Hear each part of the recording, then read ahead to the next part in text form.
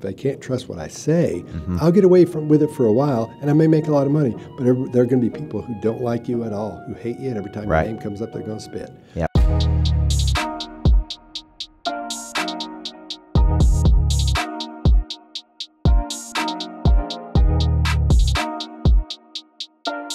Hey, this is Coach Michael Burt. Welcome to an edition of Person of Expansion. You guys know many years ago I wrote a book called Person of Interest. It became one of my most popular books.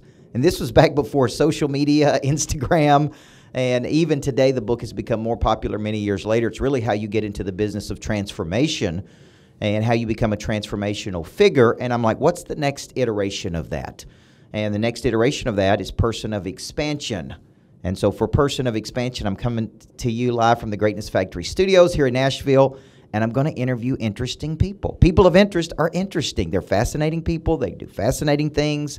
And the gentleman I have today, I have known, I was trying to think, Scott Rouse, how many years that you and I have known each other? It's been a long time, because you were still doing a radio thing back then. Yes, remember? yes. You were doing that. And then at one point, you can't, because when we talked back, because to set up the scene, I was at the Entrepreneur Center. I was the entrepreneur in residence. Yes. There. And then Michael Burt, who was the CEO, said, there's a guy coming in, Coach Burt. You got to meet him. He's got some ideas, and I think you should be the one to talk to him about it. I said, great, that's what we'll do. And I met with you, and you had all these, you were telling me about these things going on, but then you said, not at this meeting, there was something else. You were telling me about the radio thing, and we talked about that for a while. We worked through some other things you were talking about, thinking about doing. I think it was 2 years later. Yeah. He came in and said, I've got this idea I want to talk to you about. So it was a phone call. I said, so let's meet up. I said, okay. So we met. And you said, all right, here's what I got. Now, the personality type like yours, you can create a picture in someone else's mind, that's tough to do. Yes. Now, a lot of people can do it, but you can do it. Not very many people can do it, but you can do it perfectly.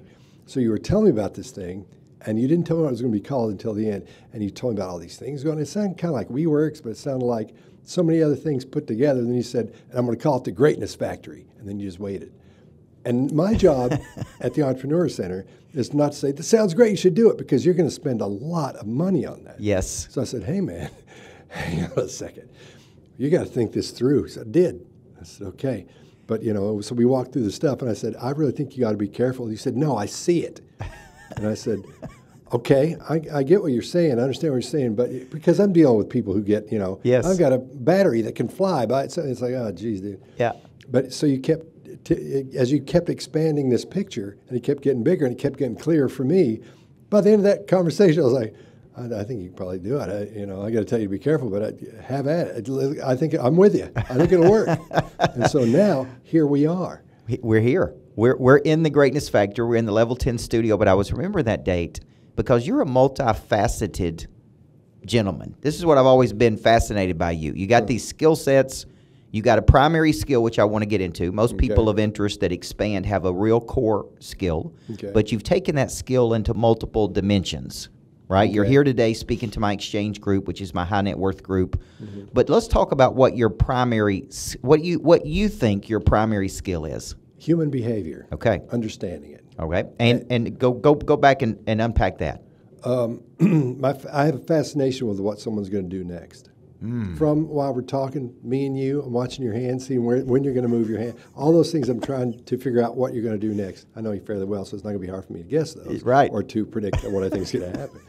But that's my fascination. So when I'm talking to somebody who's done something they shouldn't have, yes, be it whatever it is, then I'm fascinated by people who think they can hide stuff from you. Yes. Because when you're talking to someone, it doesn't take very long to be able to tell where they've been, what they've done, what they've been through, or what kind of experiences you're dealing with. And in a 2 to 5 minute conversation, you can tell a whole lot. So that's, and I think my skill set is in that, understanding what you're seeing. So when I put myself in a position of asking someone a question, I can tell what kind of answer I'm getting back from them, and then knowing what questions to ask next to get even a bigger picture of what's happening, whether they're being honest or not. Yeah. I'm laughing because the first time you and I went and ate, I went back and told my wife, I said, man, I was a little nervous because I didn't know if he was, because you're really, people would consider you a body language expert. Yeah. In some ways, but that's kind of low level compared to what you really are. Yeah. I mean, you're really a person that has this very special skill set. I've never heard you say it like that. because that's such a cool skill. Where how many different ways do you distribute that skill? Like, tell everybody all the things that you do with that skill. Maybe the interesting things. There's probably some interesting things you do, and it's like, okay, this is what I do with that skill. Okay. Well, I started studying this when I was 6, 7 years old. Okay. 6 or 7 years old. And by study, I mean my father was a doctor, and he would explain to me the behaviors of people, what they were going to do, how you could tell if they were sick, what they would do. So from then, I just started watching those things when I was a child. So being able to take that into, I went to Berklee College of Music, and studied drums and guitar, and became a record producer from doing that, and spent 32 years in that. While at the same time, in parallel with that, I was learning about interrogation and how you talk someone out of hurting someone else or someone out of hurting themselves, jumping off something, whatever it's going to be, as I went through college. And those skills now I can take into when I'm in an interrogation situation. That's my my wheelhouse there. And the personality type would be the psychopath. That's the one I get the calls for the most, the one they think has done something. So that's where I use that the most. But in the music business, I could use it as well because I could communicate with the labels and see what if they were telling us was true about what they were going to do with one of the acts we were dealing with, or deal with the people I was producing the record with, the band, the act, the singer, whatever. And I could tell how they were feeling about things and what their take was on it. Did they believe this was going to happen? Did they believe the record company was going to do what they said they were going to do? Is the record company going to do what they say they're going to do? While at the same time learning to train other people to look for those things too. So it sort of fell over into the law enforcement part. Because I had some friends who were in law enforcement when I lived in Boston. They were going, you have an academy you go to and you learn. And they lived in my building. And I was like, here's what you need to know about that. As they were going through, learn how to be police officers or FBI agents, and which everybody, a lot of people have gone on to be. And I would be telling the things I thought were going to happen from studying the scientific part of that, from the neurological side. And it was, well, we never thought about that. Well, will you please come and talk? In other words, you should come talk to our teachers and see if we can get you to tell us about it. And I was 19, 20 years old. Wow. Long hair, 2 earrings, guitar player, talking to cops at the police academy about, here's what you need to know. And they're all like, oh, here we go. But when I started telling them about it, and they realized that I wasn't talking like an idiot or somebody sat around, doing drugs or something all the time because I was in the music business. I was into it like you are for the business. Right. Like you're into business for business. You're not like for all the stuff that comes with it. Right. You're into it for the business part of it. Right. That's why I was into it. Yeah. So once they realized that, they would listen, understanding what I was talking about was actually coming from scientific studies. So that's the way I use that, or have used it my entire life. So was there ever a time that you said, I have this skill, most unique abilities are detected early in life. You said you kind of figured out yours early in life. Me too, at 6 and 7 years old. I knew I was going to be a coach, or at least that was what people were telling me. Was there a time in your life that you said, I need to package this skill and go market this skill? Or did much of the things you've been asked to do, whether work in this area, because you're doing everything from, you've coached people who were pitching big deals to raise capital, right? That's always, I've never gone down the path of raising a lot of capital, but that's probably where I'm going at some point. You've coached people in that. Yep. You've coached, I always thought our conversations were, I always felt safe talking to you at number one, and I always felt like you gave me good counsel. Oh, right? Thank you. Thanks. Because you had all these unique experiences. I'm like, this dude's a smart dude. And you gave me some advice once about investing in something I didn't, and I would have made a fortune if I did. I think I did. No, I don't know if you remember that. What was it? It was back before Bitcoin. Was it Ethereum? It was probably Ethereum. Ethereum. Yeah. Yeah. Because all the studies up to that, but like I said, I come from the scientific part. All the studies said don't. So I talked to all the people I knew were in finance and said, I don't know about this. Still, they say the same thing, although it's made a gajillion dollars, people who got in early. But yeah, so I well, you called me aside one day at a meeting, and you said, man, I think you should think about investing in this. And that was foreign to me. I was like, what's he talking about? But you knew what you were talking about. Yeah. So was there ever a time in your life that you said, man, I got this skill set. It is a unique skill set based on your unique past, that you said, I need to package it and take it to the market? Or did that happen just because you were skilled and people kept asking you, come do this, come do this. Because I think about things and I find my skill, I package it, I market it, I monetize it. That's the way my brain thinks. Yeah. Is that the way it happened for you? Well, for me, everything was going great because I would just get pulled into training. When I learned how to train law enforcement in the military, it was easy. I could say, I can do that, and start getting the calls for that. And I'd go all over the world and do that and train. Just got back from Switzerland doing the same thing. And I don't know how to, I guess it started in 2017. I called another interrogator, my business partner now, Greg Hartley. He was an Army interrogator, ran a thing called the SEER School, if anybody knows what that is. And that's where you train interrogators, or you train the SEALs, the special ops, all these people, when they get captured, when they're being interrogated, not to talk. You teach them how to be tortured, basically, and not say anything. Wow. So from that, he and I got together and we're talking, so we should probably do an online course in 17, I think, 16 or 17. Might have been 14. Of course, we didn't get around to do it, couldn't have enough time to do it, I think, till 17. So we put out this thing called Body Language Tactics.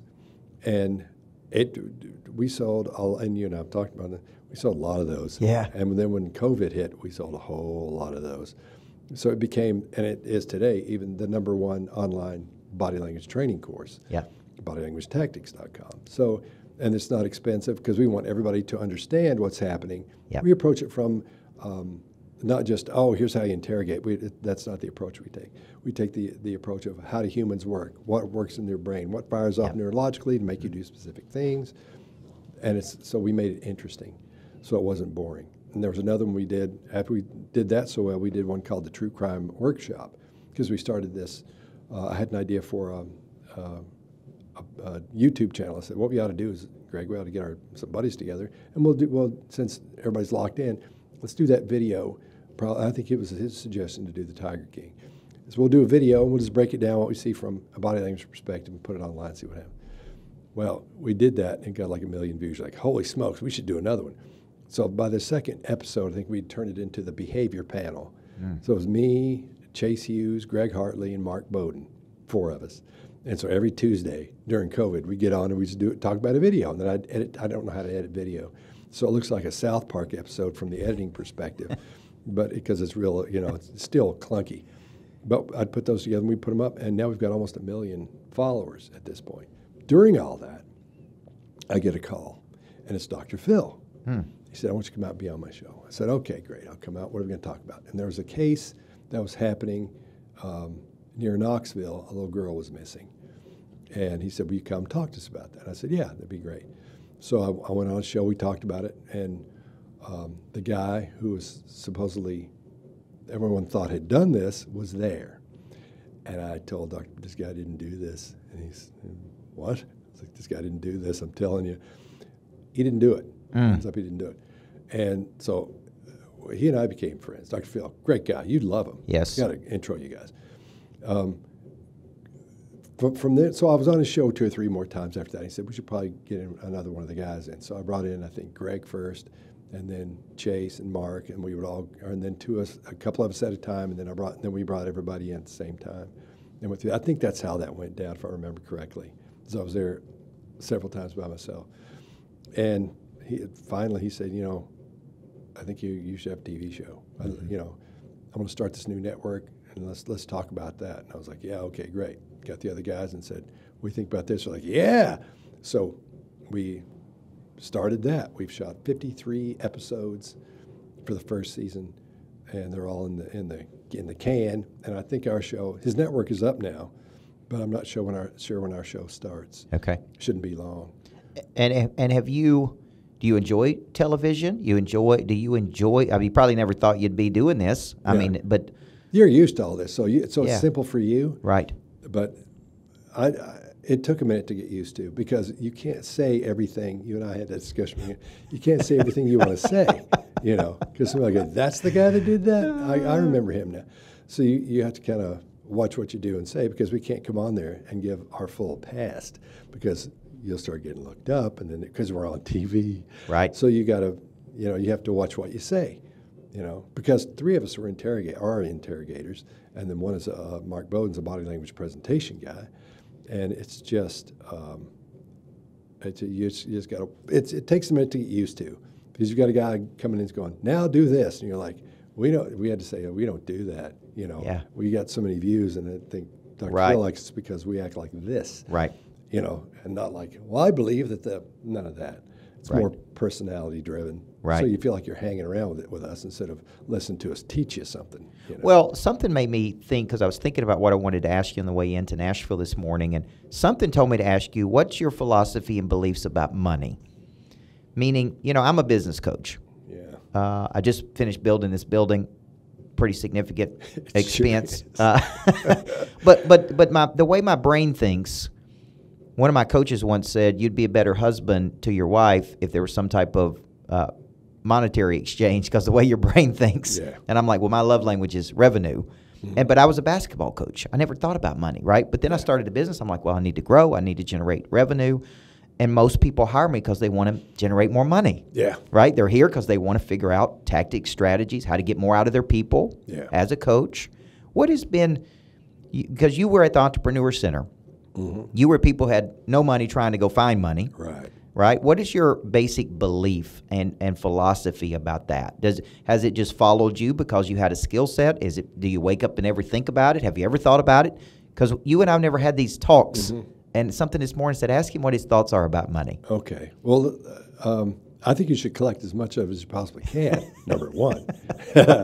No, I think with a lot of that comes a big responsibility when you have a lot of money. You have to. You can't say, I've won the $1 billion lottery, and you start giving everybody $1,000 or anything. You can't do that stuff. So being raised the way I was by my father, who was a doctor, and he did very well, and seeing how you handle those situations and how you do that, you have to have respect for it. Yes. And at the same time, it's never been a huge concern for me. Not that it was because I didn't need any, because when you're a musician, you don't have any money at all. Right. We were poor musicians, but you have to respect business. You have to look at it and go, okay, it's like this. If I do this, this is going to happen. If I don't do this, if I don't respect people, if they can't trust what I say, I'll get away with it for a while, and I may make a lot of money. But there are going to be people who don't like you at all, who hate you, and every time your name comes up, they're going to spit. Yep. So I never wanted to be that guy at all, not even a little bit. Yep. So I was always very careful in dealing with in business situations. At the Entrepreneur Center, I decided, there's a guy named Chris Blands, I think you've met Chris, and he called up and said, hey, there's this thing called the Entrepreneur Center here in town. We should, I'm thinking about trying to get in there. I said, if you got an idea, or if we can come up with an idea, I can get us in. I said, I can show us how to pitch the idea. And I learned how to pitch from pitching bands to labels. Yeah. That's where I learned how to do that. So we had an idea, and so I said, dude, we'll get in. We got in. So we got in, and they give you like $5,000 or something, adorable. And you're supposed to build your business that's supposed to help you do it. But you go there every day. And I was there about 2 weeks. And Michael Burt, the CEO, came up and he goes, hey, what are you doing here? And I said, I'm learning how to do, for our business, to be entrepreneurs. He said, that's not why you're here. I said, yes, I said, obviously, why would I be here? He said, I don't know. That's why I'm asking. Yeah, I said, I'm fascinated with people. I want to see how they pitch. I want to do that. And if anybody needs any advice, maybe I can help with it. 2 weeks after that, he goes, all right, you're the entrepreneur. I want you to be the entrepreneur in residence. I said, I don't know much about that. He said, don't give me that. He can call people fairly quickly. Yes. So I know he can do it. That's what I'd like to do. I want you to be, here's your parking thing and all that. And so I agreed to do it. So that's where I got into teaching people how to pitch, but at the same time, teaching them how to have respect for what they're doing. If the person had an idea and I didn't think that person was a good person or had motives that weren't going to go in the right way, I wouldn't deal with them. I wouldn't help them. Yep. And he would ask me why. And I'd say, I'm not so sure about this person. Excuse me, because I don't know where they're going. I wouldn't want someone in my family to invest in them. I wouldn't want one of my friends to invest in them. I wouldn't do it. Mm-hmm. And I wanted to do things that I thought I wouldn't get into that. I wouldn't mind telling my brother that or my best friend that about that to get into it. So I think the honesty part of it and being clean as a person, being a good person, and money, when they go together, that's when powerful things happen. Yep. That's when, if you're good, and I don't know if you get on to religion here or not. Right. But just so you know, Jesus loves you, but I'm his favorite. Yeah. So you get that straight. And I think if you can parallel being a good person and the responsibility of having financial goals, I think that works out. I'm not saying, listen, pray a lot, and God's a genie, and you'll make it. That's not at all. But I think if you have respect for that and you're a good person, after a while, that's going to work out for you the best, I think. So my views on that overall are be the best person you can with the amount of money you can collect. Yeah. Well, it's interesting because when you're coaching those people, they've got an idea, they've got a business, but what you're really doing is bring a higher probability that they will get funded. Yeah. And how many people don't do that? Right. So there's all these arguments right now. There's a lot of people who bash coaches. There's probably 800,000 people in the United States that call themselves a coach. There's really no barrier to entry. The average income of those coaches is roughly $47,000.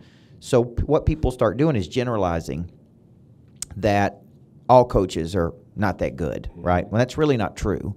What you did for those people, it was coach them and how to make a better pitch, which drove up the probability they would get money. Right. And if they were coachable, right, and you came in and did that, and is that something you still do? You still coach people who are raising capital? Is that something you enjoy doing? I do.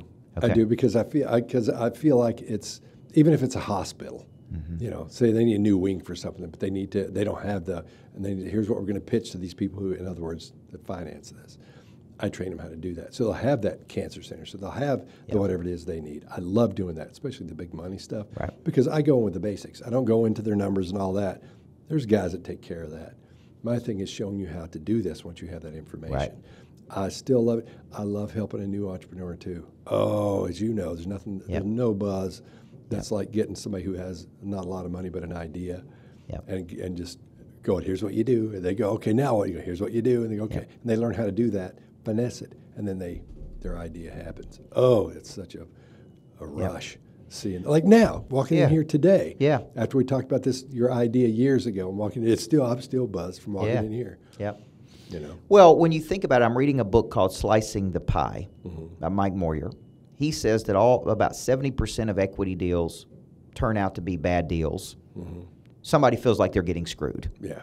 And what he makes an argument for in that book is that there's you go into it with no real quantifiable data. The one thing that's for sure is things are going to change. It's going to be organic versus static. Yep. So we do a business deal, and I say you get 70 and I get 30 or vice versa, right? And we start on the front end, and then we go down this path, and then at some point we go, well, dang, man, not everybody's carrying their weight here, and I'm contributing this. And what he's trying to do in that book, which I find pretty fascinating, is like a piece of pie that every piece has a quantifiable contribution, but it's more of a dynamic thing.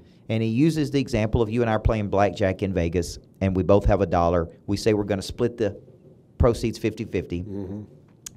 The dealer lays down 2 aces, and we go, well, we need to split that, right? And I need $2 more, and you're going to put in 2, and I'm going to put in 2, and you go, no, I don't have to. I only have the 1, and I put in 2. Right. And then we win. Right. And he says, well, should you split that 50-50 because you agreed on it up the front, or should it be 75-25 because I put in 2 and you put in 1? And so he tries to tackle this big thing, and I'm going somewhere with this with you because you've coached a lot of people on equity deals. At some point, I'll get into raising capital. Is that a reason a lot of people don't get into these deals because they're afraid we're going to get screwed on the back end, or what have you seen there? There are a lot of cons in that. Yes. So that's usually when I get called in for my other skill set, from the perspective of that. Who am I dealing with here? So quite often, there's a fellow you and I know, and what would happen is he would say, I'm going to meet with these people. I need to know what I'm dealing with here. Yes. Will you come in and watch? So I would watch, and we'd have little signals. It's the same thing in interrogation. You put your hands on your knees, and one tap like that means something. You lift one finger, it means something else. You lift your pinky finger, it means something. Ask this, ask that. So as we go down, as the meeting would go on, I'd lift that one finger, then he would know to ask a specific question. And I could pretty much tell you whether this person was there for the right reasons or the wrong reasons, or if they were who they say they were. Because I'm always introduced, and I do these for VCs, I'll tell you that in there. Yeah. So I have to wear different clothes than this, and go in there and sit there and act like I work for them. They give me $1, so I get paid to work there. What do you do? I work here. I get paid to do So I always say I get paid to do this, that, and the other thing, which is what I'm here doing. Right. Although I did say, let me take the trash out for you. I do everything from taking out the trash to, so I'm not lying when I'm doing that, because I get all kinds of iffy and jumpy when I start saying something that's not true.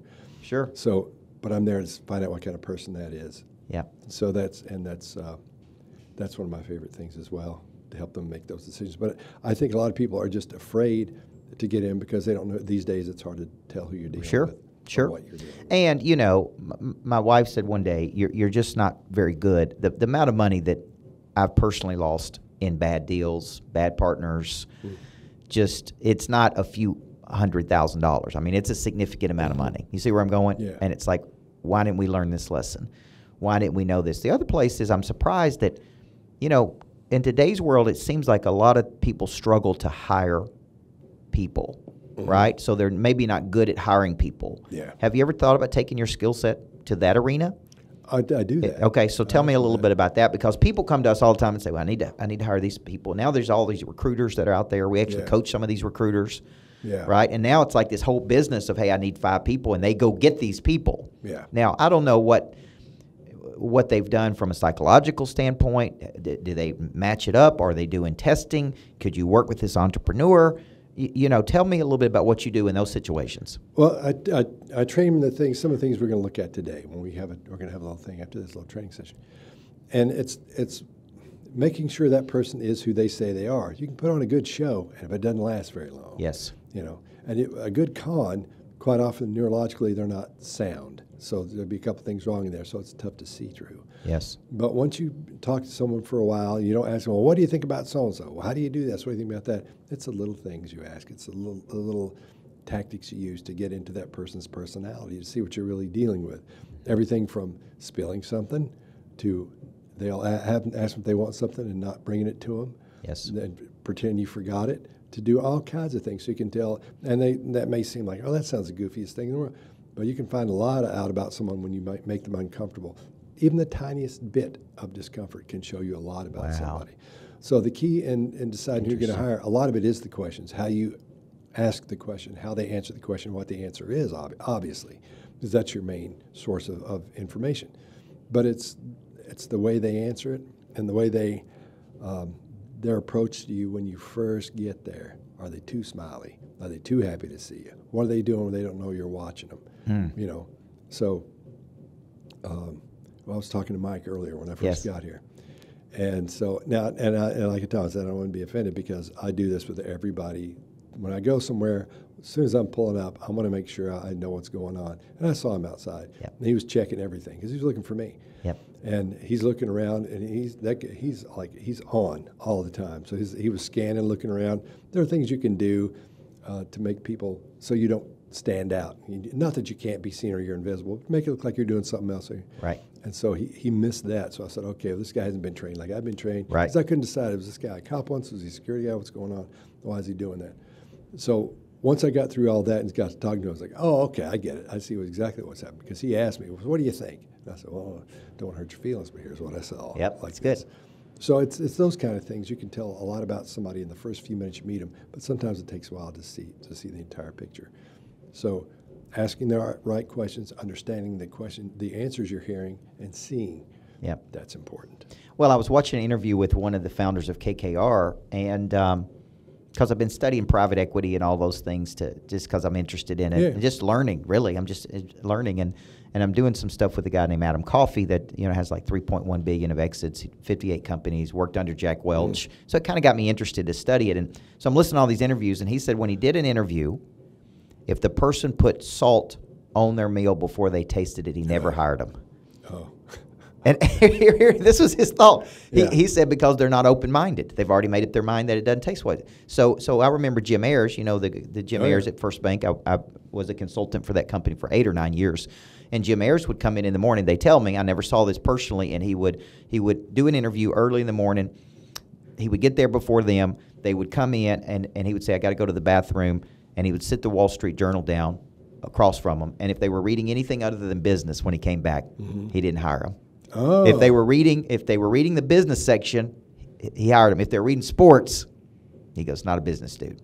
So it's interesting. Like people have these things that, but when in coaching, the the reason I'm resonating with what you're saying is because in coaching, we did a lot of what I would call advanced maturation techniques. I call it advanced maturity. We would put the players through testing, role play, simulation, put them in environments where they were uncomfortable. You see what I'm saying? And they had to work their way through it. Now, what I did from 99 to 08, you probably couldn't do today. Oh, yeah. Because, that's true. Because, I mean, kids are not as tough as they were then. But I said, if I need to get this freshman to play like a junior, the only way to speed up her cycle of growth is to put her through adversity.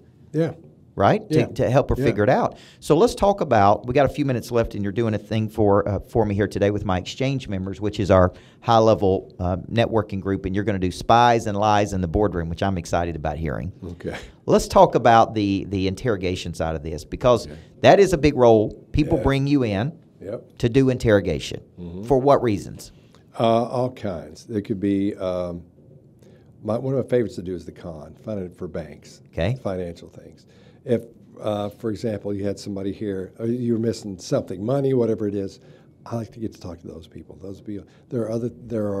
If someone's committed, my background is mostly in crime, so it's a lot of financial crime. My favorite thing is banks and financial, because I don't know I can't do analytically, I have problems adding. I'm dyslexic as you can possibly be. But I can still talk to them about that, but feign ignorance enough to get them to tell me more than they should. Yep. It's just a whole game, and I absolutely love doing that. There are other facets that I'm into that I do, but those are my favorites. Are finding the person, or it could be somebody, a bank teller, for example, somebody comes through and they deposit cash. And the teller says, okay, she takes the cash, or he, and takes out $10,000 of the $50,000, and they say, okay, you only got $40,000 put in, or whatever. And the person comes up, all this money's missing. They don't know where it's gone, but she's been taking it. Somehow has figured out how to do it. And so getting that person to tell me what they did that they shouldn't have done, I love that. Yeah. Absolutely love it. And there's probably no shortage of work for you, is there? I'm busy. I'm really busy. It's like you're in a business, because there's so many crazy things that happen in the world. I mean, if you've just been an entrepreneur for a number of years, you probably had some of these things happen to you. Oh, yeah. I know I've had some of these things happen to me that it's like, I can't, like, did that really happen? Like, did those people really do that? Some of the things at the Entrepreneur Center that came through, flipping Collins out of there, that was one of my favorite things to do, was spotting it. Or people come to me and say, this guy's, look, what's going on? Why does this look on your face? They'd be sitting there thinking, I'm dealing with a guy who's going to invest in this and this, this, and this. And we figure out that guy was getting ready to snatch their IP. Or figure out this person was getting ready to do something else. Yes. That kind of thing. Those high-end things where they think they're outsmarting everybody, those are my favorites to get as well. I love that. Well, I think, you got a very fascinating skill set. You got a TV show out. What is the TV show called? The Behavior Panel. The Behavior Panel, and that'll be on what network? Merritt Street Media. Okay, and that's Dr. Phil? Yeah, it's Dr. Phil's new network. One thing about Dr. Phil that people would find fascinating. What have you found just by dealing with him personally? Seems like just a Texas straight talking. You nailed it. Once you my first 15 minutes with him, because I was like, what's going to happen? It was the same guy he is on TV. There's no messing around with him. He's funny. You don't see a lot of him being funny. You do a little bit. But it's just, you're seeing that guy. No wavering. He's not some guy on TV and then he gets out there and he's somebody else. That's the guy you're seeing. Yeah. Is the guy on TV. You love him. I want to connect you guys. When I was a young basketball coach, we had Dr. Phil Thursdays. Oh. I would take clips, because he did a lot on, psychology, did a lot on depression, a lot on things. Back in those days, this was a period where he was on every day doing these things. This was in the beginning. And I would take those clips, and on Thursdays I would show it to my high school players, and they loved it, because he would teach them tips and strategies, and so we called them Dr. Phil Thursdays. Oh, wow. Isn't that cool? Wow, This is back in, I don't know, 07, 06, 07, 08, but it was really valuable for my players to grow them, because I tried to expose them to successful people all the time, and we had Life After Basketball and leadership academies and all those type of things. Wow, that's awesome. Well, I could spend maybe the next time you're here at the Greatness Factor and we have a lot of time, I bet we could go for hours, man. Oh, yeah. I got so many questions to ask you, all right, just about interesting things, and I'm thinking about people that I need to introduce you to that you can tell me if they're legit or not. Okay, I'm in. Let me know. And then tell us about the course, because I think everybody should get the course. Where's the course at? It's at bodylanguagetactics.com. Yep. And we walk you through the basics of body language all the way up to we don't get really into the hardcore stuff nobody's interested in. It's every person that is even semi-interested in body language will learn so much, because most of the information you have about body language is incorrect or incomplete. I bet. And that will give you an advantage in the world. Oh, like that's a thing that'll give you an advantage. That's what we hear the most. Wow. That's what we hear the most. Well, Scott Rouse, thank you for coming to do this for me today. Thank you for working with my group that we have coming in today called The Exchange. And I look forward to your TV show. Thank you very much. And thank you. And I remember where we were at. We were downstairs at the 505 3 years ago, talking about this. Yeah, yeah. Isn't that crazy? And longer than that, years and years ago. Years and years talking ago. About the idea of I know. this. You know. Yeah, I call that long obedience in the same direction. Yeah. And it's just will that puppy just keep going until we make it happen. You did. Here So we are. Thank you for your support. You're welcome. I appreciate Thank you, brother, and thank you for coming in today. Thanks for having me. Guys, this is Coach Michael Burt, Person of Expansion, brand new podcast I have out where I interview really, really interesting people. I'd love to spend hours with Scott. We've got a session we're about to do here called The Exchange, where we're going to get into his presentation, Spies and Lies in the Boardroom. So if people did want to reach out to you to do something with you, because we coach a lot of entrepreneurs, where do they need to go for that? ScottRouse.com. Easy. Easy peasy, folks. I'm Coach Burt, Level 10 Studios here at the Greatness Factory, Person of Expansion. Thank you for watching, and thank you for listening.